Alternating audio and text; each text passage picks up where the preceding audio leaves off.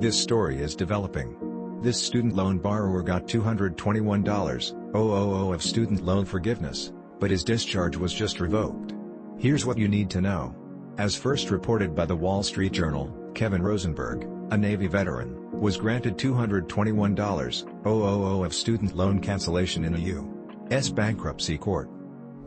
However, a federal judge in New York, Judge Philip M. Halpern, reversed the bankruptcy court decision, ruling that Rosenberg failed to show why his student loans from college and law school created an undue hardship.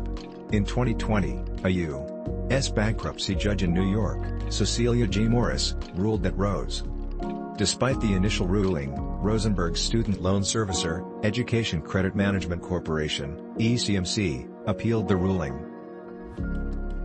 Instead of pursuing those opportunities available to him, and paying back his taxpayer-backed federal student loans, Plaintiff, for the past 10 years, has held various positions in the outdoor adventure industry, including starting up and running his own tour guide business, ECMC wrote in filings.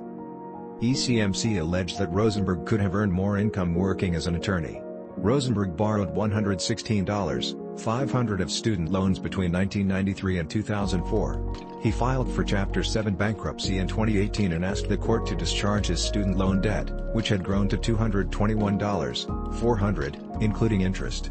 When he petitioned for bankruptcy, Rosenberg earned $37,600 per year, and after living in debt expenses, his monthly net loss was $1,500. The Brunner test is the main legal test for student loans in bankruptcy in all circuit courts, except the 8th Circuit and 1st Circuit.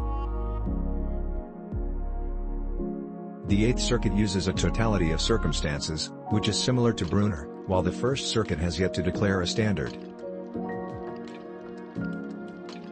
To discharge student loans through bankruptcy, an adversary proceeding, a lawsuit within bankruptcy court, must be filed, and a debtor would argue that paying student loan debt would create an undue hardship for the debtor.